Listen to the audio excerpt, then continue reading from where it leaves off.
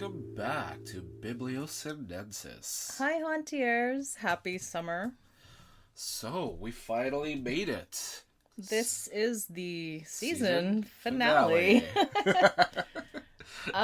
We never thought we'd have a season finale, but Here we are. here we are. Thank you guys for humoring our project here. It's been a lot of fun, and it's been a really great outreach to meet everyone out there. Yeah, exactly.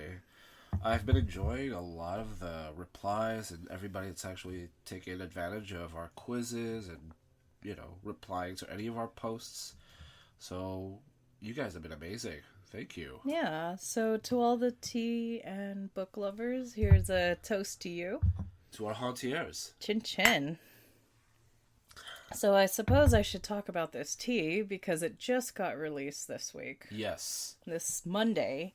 This is the Golden West. And I have been working on this for how many months already? Almost Goodness. a year. Yeah, it has been. Yeah, I think it's been a year. This is a green tea blend, which I wanted to bring in because we only have Persephone as a green tea blend and Tiki, which is seasonal. So we don't really have a secondary green tea blend in the store for the primary collection. Yeah. Or I guess the main collection. I guess primary is a good way of putting it. But this is actually a tea that's been inspired of our home state right now. It's a California-inspired tea off of the agriculture here. And I think it's easy to say that everybody kind of gets overwhelmed with, like, our landmarks, like our man-made landmarks, would you say? Yeah.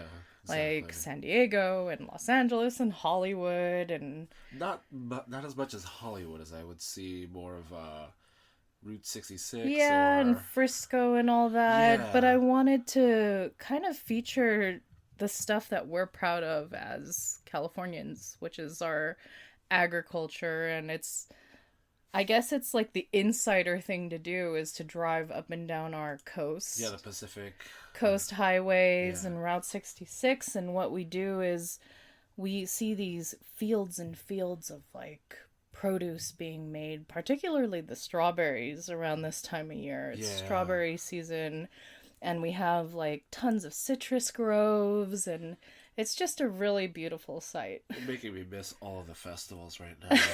We missed the Lavender Festival, now we're missing the Strawberry Festival. And then we have the Gilroy Garlic Festival, Oh. but...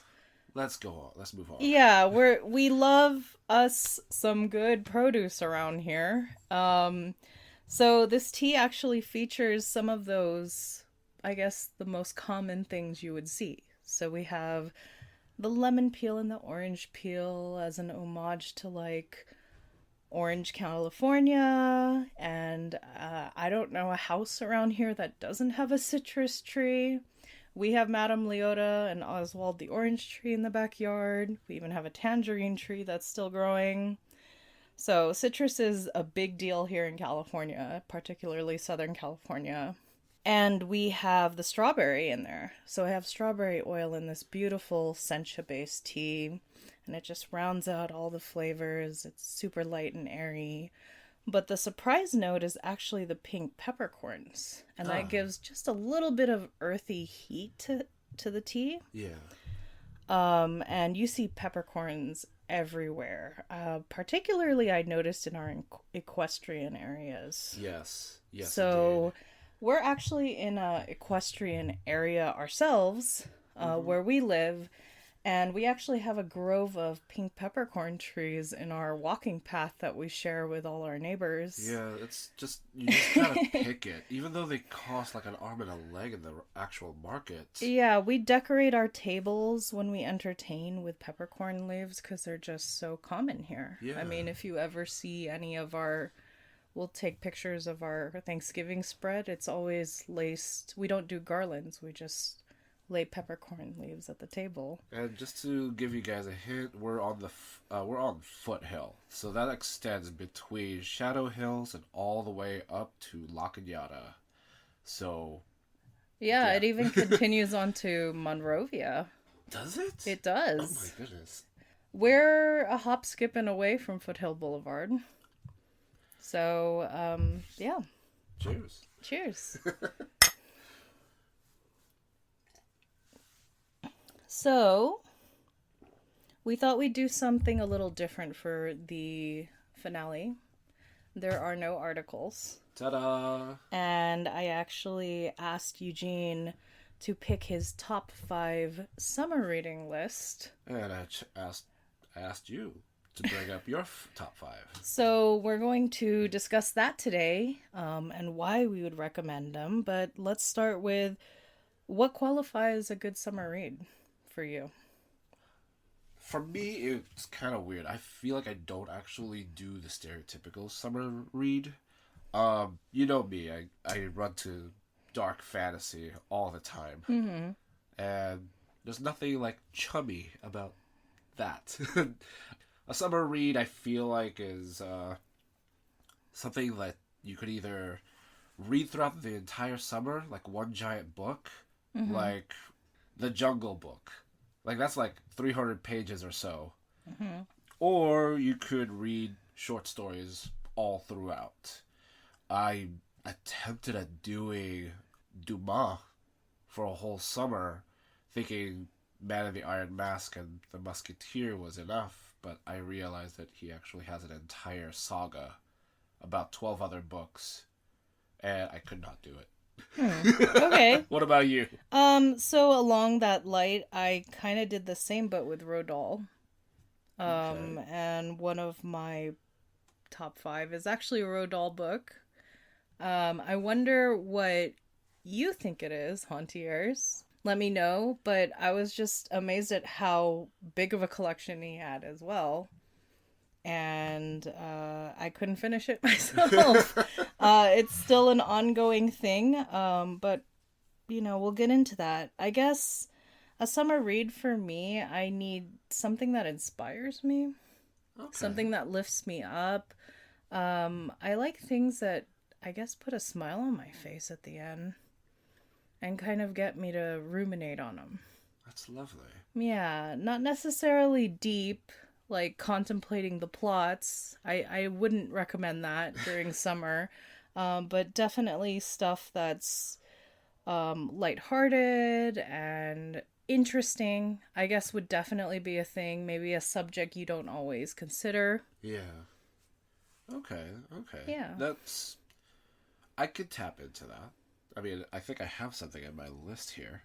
So, would you like to start off? Yeah, so we'll go backwards and go to our top, I guess. Would you prefer that? Yeah, let's do that. So, what is number 5 on your list? Number 5. Mm-hmm. Okay. Number 5, ironically, was actually Captain America by Ed Brubaker. The Omnibus, the first volume. Oh. This was actually the first comic book I bought after I got my first paycheck, and I didn't have the money to buy the whole collection before, so I had to buy the omnibus, which is literally the whole volume smacked into one binding. That's exciting. Yeah, but this is all the precursor to Captain America's death. Oh. Yeah, it was kind of shocking because the industry didn't think we cared. And it was kind of shocking because I didn't think I cared. But Captain America died, and that's a huge deal. So, it's a lot of fun. If you guys miss, spy stuff, if you guys miss real good action without superpowers, conspiracy theories, and just pure old American guts, try it. Very cool. Yes. What about you? So my number 5 is actually a Brian Selznick book, and it is Wonderstruck. Ooh. Mm-hmm. Why Wonderstruck? So, since we talked about this tea, I don't know if you noticed, but I'm super inspired by, like, destinations. Mm-hmm. It takes place in a lake in Minnesota. Yes. The main character's name is Ben. I don't want to go into too much detail because it's a really great read, But Ben has actually lost both his parents, and he's trying to discover who his father was. Huh. It's a typical, where's my dad? I'm going to find him sort of story, but I think it's really fascinating because there's another element to the story, which I won't spoil. Right. Brian Selznick just does a really good job of making you care about interesting subjects that you didn't think you would care about. Yeah. And in this case, he actually uses the theme of natural history and museums. Oh. And aids that into his story writing. So I think it's a great read for summer. And I think it's a really fascinating read for summer, especially with COVID times that we're in right now. I think people are wanderlusting or wishing they could go places really bad. Yes. But I feel like this is a really good, it sort of transports you away. So I think it's a great read in that sense. Okay, wonderful. So let's move forward. Okay. Let's see. What's your number 4? My number 4 is actually Seven Nights by Jorge Luis Borges. Okay, that was a mouthful. I know. It just sounds silly when you say Jorge Borges. So I always put in the Louis because obviously that's how you recognize him. He's a Spanish-speaking author that was just an amazing intellectual, and I guess he was like guerrilla style educated. I mean, mind you, he is educated, but he actually confesses that the Italian he learned was not Italian. It's the Florentine that they wrote in the Dante's Inferno. So when was this all written? I think it was like during the 70s. How interesting. Yeah. So he was trying to revive old arts? He was part of the deconstruction of it, actually. Oh, okay. Yeah, because everyone was so into the deconstruction of the institution that they wanted to start exploring things, something new, something different. I mean, like, originally everyone just knew the Greeks, and they knew, just like what was considered classic back in those days. I mean, can you imagine, like, Hemingway and Fitzgerald were not part of that list. Mm-hmm. And they had to actually bring that in. They had to actually even write brand new stuff, and Jorge Luis Borges was one of them. Okay. Yeah, it's amazing stuff. He reflects a lot over mortality and actually learning, to be honest. I could say more, but I could say that's all I'm about to say. That's all you're going to say? That's all I'm gonna why say. do you recommend it? Why do I recommend it? He helped me actually enjoy philosophy and poetry in, again, a guerrilla-style manner. It wasn't academic. If you had to describe his poetry in 3 words, what would be the descriptives you would use? Reflective, candid, and pure. Okay. Yeah, like Bob Ross kind of pure. Oh, okay. I can see that. Yeah. So, he had that kind of hunger for it. Okay, great. So, what about you? Okay, so we brought up Roald Dahl Yes. at the intro. So this is my Roald Dahl book. All right. And it's not what you think it is. So everyone thinks of Matilda and James and the Giant Peach and Mr. Fox. And I thought that too. And that's one of the reasons why I wanted to read Roald Dahl. But then I should have saw it as an omen when I was collecting ghost stories. Okay. And one of the most horrific ghost story books that I was recommended was a Roald Dahl book. Oh, I haven't read it yet. Still in my collection, very curious.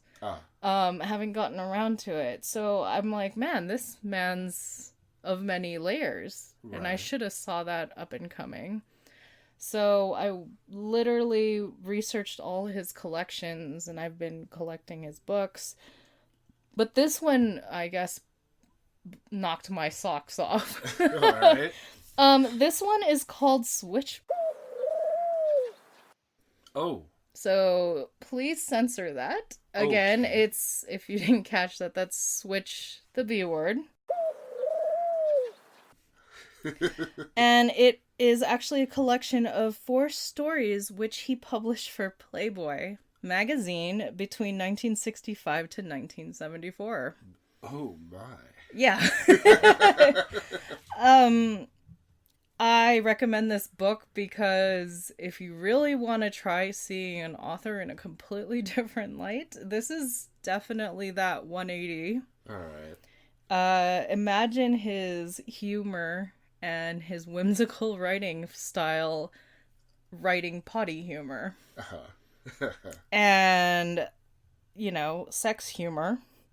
Okay. And that's it in a nutshell.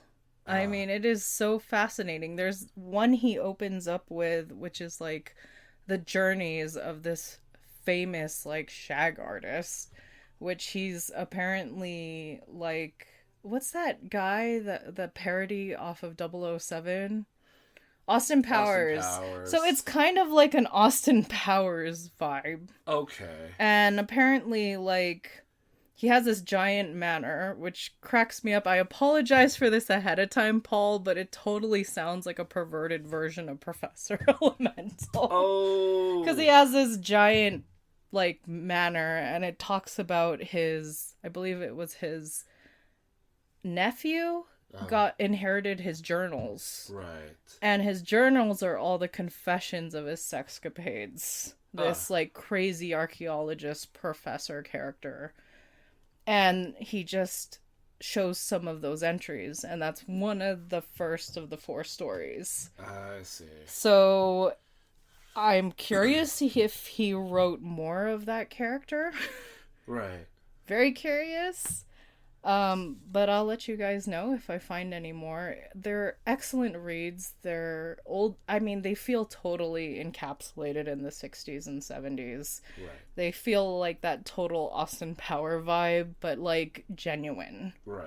Whereas you're watching Austin Powers and you're thinking, oh, this is like a play on a timepiece and it's overdone and kitschy. This really feels like the sex revolution plopped down and you told a children's author to write about the sex revolution in the 60s. Right.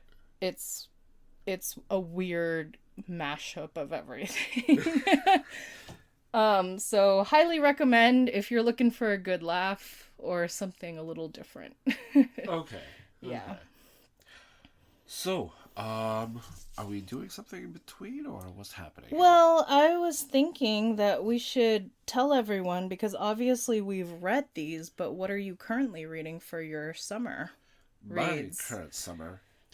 Okay. And keep in mind, we read multiple books at a time, so feel free to share those on the list. Yeah, multiple books right now.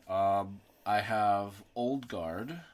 The Old Guard is a comic book that they recently made a Netflix show about. Before I want to watch it, I kind of want to read it first. Mm-hmm. Basically, it's an old, I guess, Civil War battalion that's immortal.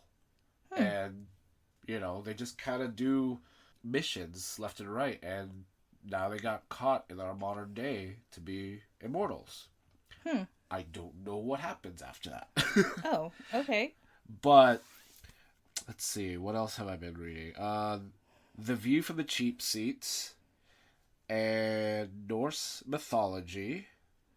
And those are by... And, hold on, I think I have one more. It was like The Lake Beyond the Ocean or something like that? I forgot what it was called. The Ocean at the End of the Lane? Yes! So, I'm assuming you're just going on a Gaiman binge. I am totally doing a Gaiman binge right now. Okay. So, it's been a lot of fun, especially Norse mythology. I feel like I was reading Jersey Shore the entire time. Like, the Norse gods, like... Just shenanigans? Yeah, there's just a lot of shenanigans happening. And Odin just kind of keeps seeing the future and thinking, oh, I could prevent this stuff, and he does more shenanigans, and then it leads to that future. And I'm like, huh. Like, you guys are supposed to be gods. Why? But, obviously, I can't, I love Gay Man so much that I actually had to read The View from the Cheap Seats, because it's all of his prefaces and articles, and him just having fangasms over other authors, especially meeting Stephen King. He got to visit his house, he got to talk to him, meet his wife, and see his like scary office filled with nothing but papers everywhere. Like, the way he described it sounded like a law firm. Okay. Yeah. So I have a few. Currently reading Crazy Rich Asians by Kevin Kwan, which really love it, really appreciate it. Being Asian myself, just all those inside jokes that you get at like family gatherings and weird tics from the older generation. I think the movie was charming, but I think the book is more about just the culture and the reason why they behave the way they do. Mm-hmm. It talks about everything as to like where they got their money, how they preserve their money, what do they expect in their generations going forward. Was it like the movie, or was it... It's a little... Okay, so it's a lot like the movie. The movie was pretty good, but I think the movie focused more on the couple, whereas the book focuses more on everything else. Like, it actually goes through, like, the older generation's journey, Astrid's journey, the other side characters, the reason why certain things are the way they are, what was expected from them, and why they were considered black sheep or why they weren't. Yeah. So I really appreciate it. I actually have family that grew up in Singapore that come and visit, and we think they're a little strange myself, but this really kind of put it in perspective. Okay. And I really appreciated learning that side of Asian culture. Like, and it wasn't insulting. It was absolutely not insulting. You have to take the humor in it with a grain of salt, because it's kind of social humor, I guess. Okay. There's obviously like weird culture tics. Like, one of the things that's been cracking me up is explaining like the obsession with brand name purses. Yeah. And like counterfeit culture and all that sort of thing. Yeah. So I'm getting a kick out of that, especially being an Asian female that's not really into brands. Yeah, yeah. And it's just nice to kind of see, like, take a step back and see what it actually means to people to have those brand purses and why it's funny. Well, okay, let's just explain that. You are purely Californian. Yeah. Yes, you may be Filipino. Yes, you may be American. But you have grown mostly as a Californian. Yes. So Californian Asian. Yes. Totally proud. Grew up in LA, Orange County, Montebello, like just that whole lifestyle. And it's just nothing like that lifestyle. It's not. And that's why I thought it was so interesting to read, because I mean, growing up, especially like in college, was when I first really got introduced to that, Chinese culture from I guess across the pond. Yes. And just I was always around them, and they had such weird habits as opposed to me. And I have family that flies in from Singapore every once in a while, and they throw me off. So I couldn't get it. I told them to stop giving me designer bags and perfume. I mean, the perfumes throw me off because it's like some random outlandish stuff. And you growing up in that culture, because those of you that don't know, Eugene actually isn't from America. He grew up in the Philippines until he was 9? Yeah, until I was 9. Yeah, so So, like, expensive watches, I never I really couldn't liked them. understand it. I never understood the whole $300 like sunglasses. I'm like, they're sunglasses. You're gonna Oh, break them within the see, year. yeah, exactly. Yeah. So I remember a funny story. So I'm just gonna throw this one funny story. I remember when I first introduced you to Payless. Oh yes. What?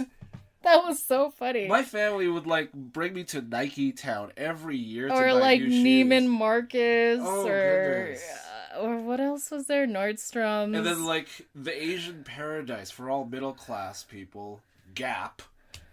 And I'm just like, why do we keep paying for things that just break so fast? So I just remember how scandalous it was the first time Eugene rolled in with a pair of Payless shoes. Yeah, Pele shoes. Like, no brand name shoes. It was so funny. Like, I think my mom had a heart attack. Yeah. She questioned our relationship really hard that day. But, yeah, it was kind of awkward because I fell in love with, like, blue-collar lifestyle while I was in high school. Because, like, my classmates were either actors or, like, children of actors, or they were practically cowboys. You know? It was Again, we live in an equestrian town, Yeah. people, so Yeah, so... if it like, kind of gives you a little perspective. Exactly. We're kind of nestled in the hills of LA. Yeah. We're in the rural part of LA, if As you they could would ever call- believe it. Yes. You were saying. I don't know if it's appropriate, but it's the redneck side of LA. They call, yeah, we're the redneck side of LA. If you can believe that's even a thing. It is a thing. I mean, we still sell, like, what, 20-pound carrots in our grocery stores Yeah. for the people picking up for their horses. Yeah, we're basically half Caucasian, half Mexican in this area. So, like, Yeah. a lot of cowboy culture. Yeah, ranchero culture is Yes. prime here. Exactly. Yeah. So, yeah, it was just kind of awkward because, like, you know, for the longest time, my friends didn't even understand why the heck my dad was gone all the time. And I didn't know how to explain it to them. Like, I kept telling them, it's normal. It's Yeah, normal, guys. so that's described in Crazy Rich Asians. It Yeah. talks about Absent fathers. absent fathers that travel for business, which your father did. Yeah. And it explains the whole thing. If you're Yes. really curious about it, I think it's a beautiful, modern, playful take on Asians. Yes. And Asian culture as a whole. Asian Americans, Asians raised in, parts of Europe, Asians raised in Asia. Yeah. And how that kind of all mashes together and Asian culture as a whole right now. So, super fascinating. The other thing I am reading is As You Wish, The Inconceivable Tales of Making the Princess Bride by Carrie Ewells. He's the guy who played Wesley in The Princess Bride. Ooh. And it's just all the ooey gooey of what happened and how Princess Bride was this huge flop when it started. But then because of VHS, it went viral. Right. Because they actually couldn't categorize it properly back then.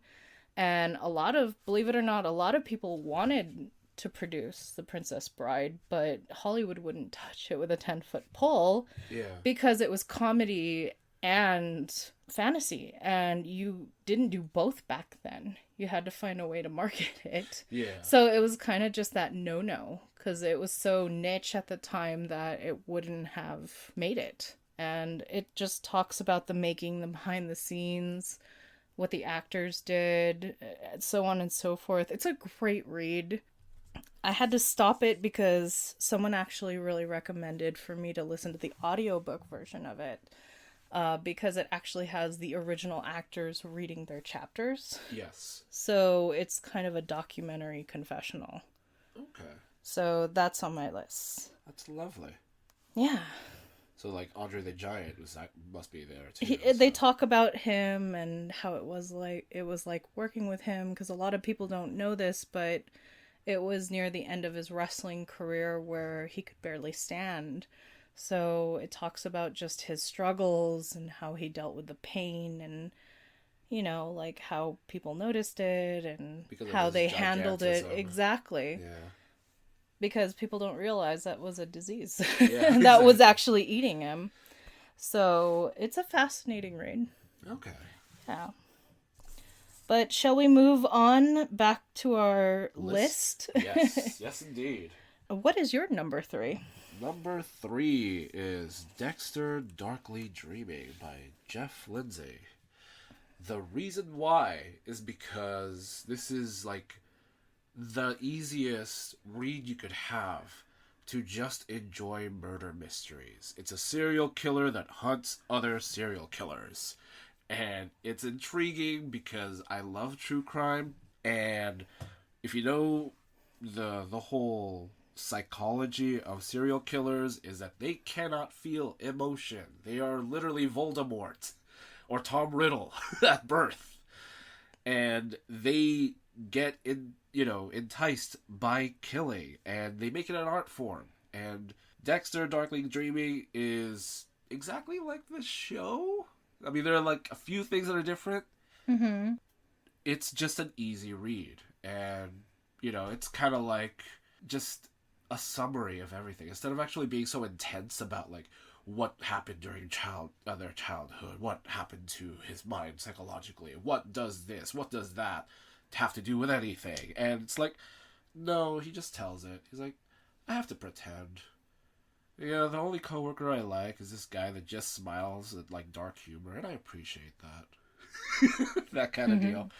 So yeah, it's an easy read, to be honest. Good times. Nice. What about you?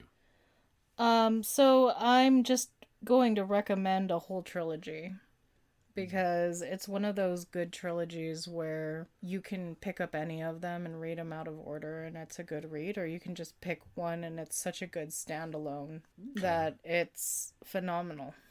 Lovely. Yeah.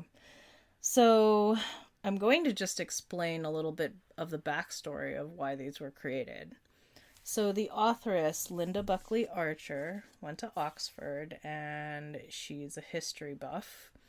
And her husband, I believe, I think it was her husband, is actually a rocket scientist. Okay. And they were sitting around having a dinner party in the best way possible, because isn't that where great stories came from, like Shelley and Yes. Frankenstein? And they were talking about the actual science behind time travel. Okay. And what would happen to time travel if someone were to travel to a different time, and what would happen to just the entire timeline of history. Right.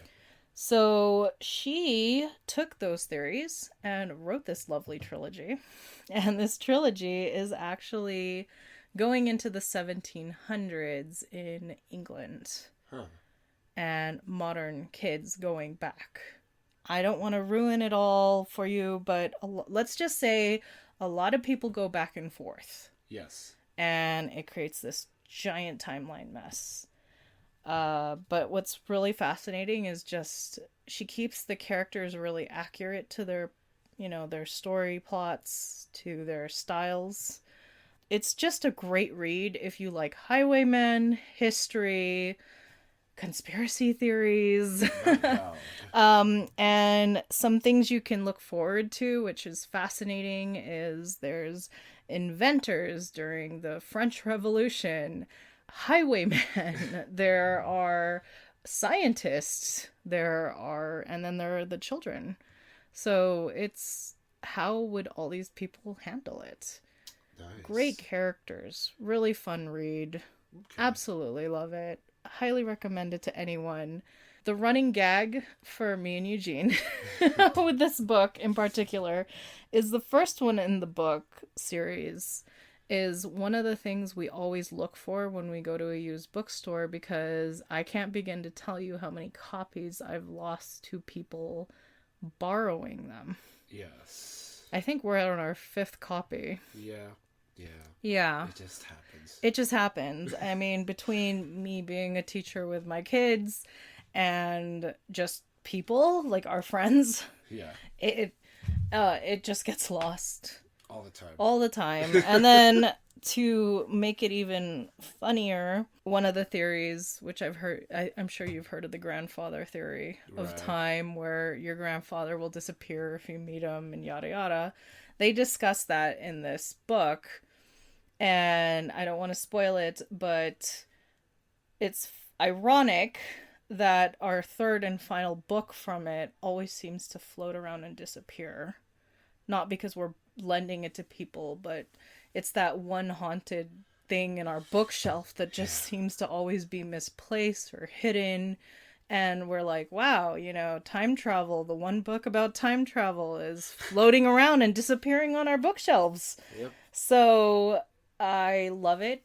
It symbolizes just fun reading for me. It also symbolizes going and traveling to bookstores, and that's kind of a summer thing that me and Eugene love doing. So I can't believe it's in the children's section. yeah, and it's one of those, why is this a children's book? Yeah. It really shouldn't. It really shouldn't. It's really sophisticated. I mean, like, put it on, like, young adults. I mean, please. Yeah. But highly recommend the Gideon trilogy. Okay. So let's move on to, what is your number 2? Ooh, my number 2 is Einstein's Dream by Alan Lightman. Oh. Imagine E equals MC squared. Actually put into prose? I know it was actually written in both a formula and actually explained in a pro, but really, the whole book are just scenarios after scenarios after scenarios, trying to explain to you the concept of the quantum physics of his theory. Mm-hmm. And it's brilliant, brilliantly written. It captures the formula, and it makes it so, how do I put it, charming. Yeah. So I can't say any more, or else it's just gonna spoil the story. Okay. But yeah. So you recommend it for Summer read? It's awesome. Number 2. I mean, like, I kind of want everybody to kind of just enjoy, like, a good afternoon to just drink and read. So it's a short book. It's a very short book. Like, okay. Really, like, I could have just gone to Barnes & Noble and actually sat for, like, a good, half hour over a coffee and just finished it. But, good times. Nice. What about you? So, I don't know if I have to censor this title again. You're gonna have to. Okay. So, this is actually a comic book. It's a pretty big comic book. I think it took me like 2 days to read. But it's called The Story of My... It's by Jennifer Hayden. It is actually a story done by a illustrator major, and she draws and writes, but it's her life story, and it's done in the perspective of watching people she has loved get breast cancer, and then in turn her getting breast cancer. Lovely. And how that affected her life. And Nice. it's a beautiful anthology of just watching generations grow and go. Oh. So it goes into her childhood, watching her mom get it, watching people pass away, watching her get married, having kids, eventually getting it herself, how she copes with it, having remembered her mom and that sort of thing. Right. And it's just a beautiful book. I think it's something you learn to appreciate, even like just me getting older. You learn to appreciate understanding like your past a little more, and what your dreams were, and where you went, and how you took a turn the way you did. Yeah. And just reminiscing. And it just has that vibe through the whole book. Okay. Or through the illustrations. The illustrations are super quirky. It's just a bunch of silly line art. It kind of reminds me of Dilbert. Oh. Or Far Side. Yes. If any of you are familiar with that. So it's that similar format, but it's just a really touching love story to people in her life. and Nice. herself. Okay. Yeah. It's lovely. So, before we move on to the final, I thought we should do some honorable mentions that didn't make your list for the 5, but you would still recommend as a summer read. All right. Do you have a few? I have a lot. Okay. This just because I enjoy K. Arthur stuff. Sir Gawain and the Green Knight. Ooh, that's always a good one. Yeah. No one knows the real author, but one of the editors is Burton Raphael. That one's actually the one I actually got introduced to when I was a kid. So that's always fun. For those that are in college or in high school, Waiting for Godot by Samuel Beckett. It's a lot of fun because it basically just does the theater formula and breaks it down and gets you to understand the human condition at its rawest. Like, you don't have to put any scenario, like, having a job or anything. It just does that. Misanthrope by Moliere. Oh, that's a good one. Yeah. I love that one over Tartuffe, to be honest. Even though Tartuffe is the one that's like, hush, hush, my God, Moliere hasn't even watched it himself. But it's a lot of fun. It's a lot of couplets for those that are used to Shakespeare. This was way before, like, the sonnets were actually popularized into theater. And, of course, it's French, so there's always a translation to the every version. Let's see. There's Looking Up by Michael J. Fox. Oh, yeah. Yeah, this one, I feel like it's more for, like, our generation or someone older, because it deals with his Parkinson's throughout his career and his retirement. Okay. Yeah. So it's that side that I noticed it was really hushed in the media. Yeah. When his career was around and he kind of pulled away. So I guess that's really interesting. Yeah. I mean, like, he was doing a lot in Spin City, and he even was suffering with Parkinson's during Spin City. And he did an amazing job going through that. Love by Pablo Neruda. Oh, yes. Now, if you guys know anything about Pablo Neruda, he is very romantic. Sometimes illicitly romantic. We had Pablo Neruda recited at our reception banquet. Yeah, and I actually suggested Napoleon, and you slapped me for that. I was like, I don't know, I thought he was fun. We had a book theme reception. Yes. For people. So every table was actually named after an author. An author and book, and we had quotes on each table. So yes. It was lovely. We were at the Snicket table. That was the main party table for all of you. And let's see, the Fencing Master by Arturo Perez Reverte. Oof. I know. Say that 10 Bless times you. fast. Obviously, this is all about fencing. If you guys actually are taking fencing lessons, this is a fun one to know because it'll actually review probably some of your beginning lessons.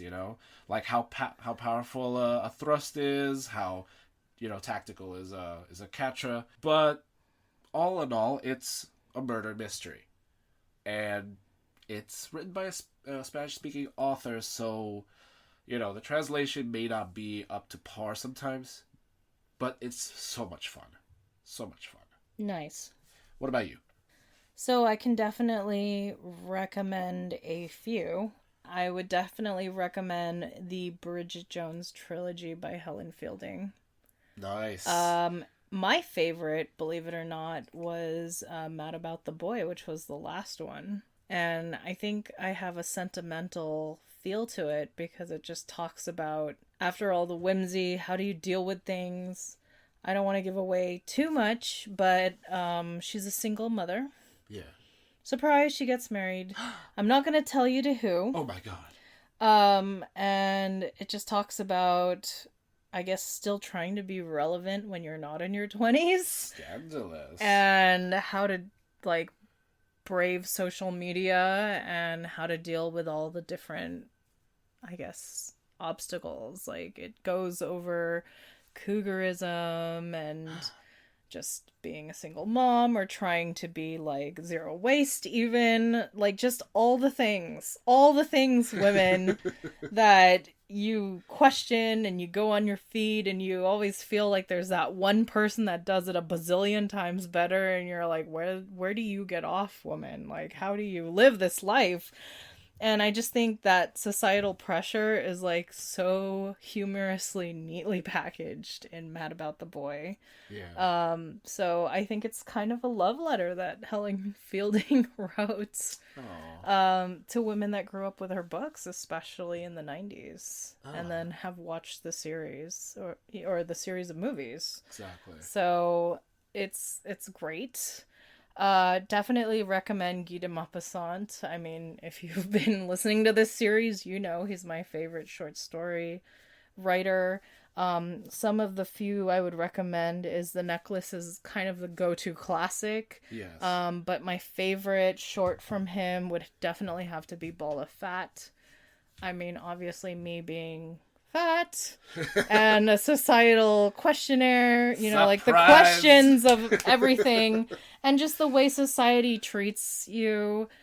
I mean, just it's phenomenal that in the 1800s there was something written about that. Right. And just how, like, nothing's changed, pretty much. So if you like a good poke at society, highly recommend it. Speaking of pokes at society, I definitely recommend the Marie Antoinette series by Juliet Gray. Okay. Probably not the third one unless you appreciate dark humor, like I do. The third one just talks about the French Revolution and how Marie Antoinette and the royal family had to deal with the exile and everything. Right. But the first and second book are very fascinating. I actually read them out of order. I read the second, followed by the first, followed by the third. Well then. And I would say the second one's probably the most, I guess, jovial and engaging, but the third book had to have been my favorite. Huh. Even though it was dark and horrible. Yeah. And it really talks about just, I don't know if people know this, but, like, my biggest fear is actually mob mentality. And the French Revolution was nothing shy of that, but it's just interesting to see how the people dealt with that. Right. And how she dealt with that. It's a great read. One more last book I would recommend. Oh. So I would recommend Voyage of the Sable Venus and Other Poems by Robin Cost Lewis. Ooh. The reason why I'm recommending this is I think it's really popular right now to try and understand racism and Semitism. Yes. Especially with the Black Lives Matter movement. And I feel like out of my reading list, this is probably the most relevant. Right. Last year, she was actually our laureate winner. Yes. For Los Angeles. And Tales of the Sable Venus is actually a beautiful poem where she took a bunch of titles of African American and Black art in America and just put them all together, one after the other, to just give us all a perspective of how that kind of art and that kind of subject matter is treated even just by culture and society up until now. And it's not a very, like, you should do this or that, but it's just like it's out there. There's the evidence for you to look at. Right. And it also just goes through, like, the emotional, like, the mental state of how that affects people. Yeah. So I love it for that. That's and beautiful. If you're looking for something where you like understanding, but you're not quite understanding and you want it on a more humanistic level, definitely recommend that book. Wonderful. Yeah. Okay. So, which leads us to The this. Final Yes. recommendation. What is your final recommendation? The Vampire Lestat by Wow. Anne Rice. I actually didn't see that coming. I know I have complained about bad writing, but my goodness, good storytelling is good storytelling. So, wonderful thing about The Vampire Lestat is that I feel like it actually gets you closer to, like, the purity of goth culture. Wow, that was just a pretentious mouthful in its own. Yes! It's exactly it! That's exactly it! Because when you hang out with goth people and they like lower their defenses, they are so corny and so geeky in a way. And it's just amazing. It's so much fun. I mean, The Vampire Lestat actually begins in the era of prior to Marie Antoinette. Mm-hmm. Like, you know, the very Georgian type the of... Rococo era? Yeah, Yeah. yeah. Which is why he's so flashy when you watch the movie Interview with a Vampire. Mm-hmm. But the thing is, he's like an enthusiast for medieval weaponry, and he has a mace, he has crossbows, when obviously everyone is shooting guns at the time. That sounds like a video game. Yeah, right? Like, I felt like I was reading a Castlevania, and he like took on wolves with his mastiffs, and it was just, I was cringing half the time, and at the same time, I just couldn't help but root for him, like, you can do it, man! Yeah, you're a hero! Oh, he's so badass! I feel so ashamed! That kind of sounds like those, like, internet humor videos. Yeah. Like, okay, so, what's that video we watched, the Shia LaBeouf song? Yes, the Shia LaBeouf. We're gonna have to put that on the blog. Oh, we are going to. But now. it's just that kind of humor. What else was there? There was like another one about Chuck Norris and T-Rexes or something. Yes. It just sounds exactly in that spectrum. That line, yeah. Yep. And, you know, just along the way, you just have to, like, start reading more of it. And I was just like, wow. No wonder we appreciate The Room. You know? And I don't know, just... It's funny you bring that up. I know. Inappropriate. But no. You think? It's appropriate. Why? Because I don't want to cut you off. Are you done? Yeah, I'm practically done. Okay, so my top book. Okay. Well then. Because I was just inspired by the tea, and I think, you know, the tea's about California and just California culture, and I was thinking about just what makes me laugh. I think everybody's looking for a good book to laugh with right now. Yeah. So I picked The Disaster Artist, My Life Inside the Room. Oh! By the greatest movie ever made by Greg Sestero. Oh! I was not expecting that. Yeah. So let's backtrack and explain The Room to people, like, without ruining The Room. It is the most surrealist movie you will ever watch. Do not watch it with your parents. So just a little history on The Room. It's kind of this early 2090s phenomenon, like around that era. I think it was early 2000. Yeah, it was. It is historically the most expensive indie film ever made to this date. And just first you have to watch it. And then just question your existence. And then you need to understand the history behind it. But if you drove up and down San Fernando Valley, which is near where we live, you would find Room billboards everywhere. And we're gonna put a picture of these billboards. They look ominous. Yes. It's just a guy staring. It's all black and white and moody. It looks like something Vampire Lestat would do. Yeah. And it just says, "Can you really trust people?" or something along those lines. And it was to promote this indie film, which now it's an occult classic and people actually do screenings and like there's whole rituals involved with it. Football. There's the football. I mean, it's just completely out there. Yes. You'll have to censor me on that. Should I? I don't know. It's appropriate. But it's just absolutely insane. And Greg Sestero was the actor, like he was the supporting role actor in The Room. The Room, yeah. He was Mark. Yeah.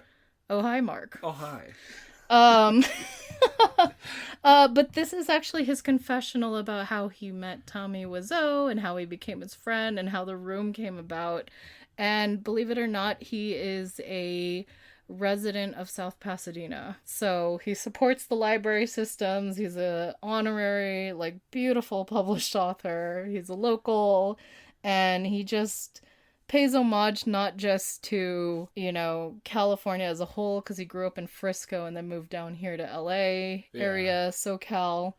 But it's a whirlwind. I think it just captures the dream of Hollywood and like the crazy shenanigans that go on here, and it just post dates all the broken dreams. Yeah, that's literally it. But it does it in such a heartfelt, humorous way that can only be The Room.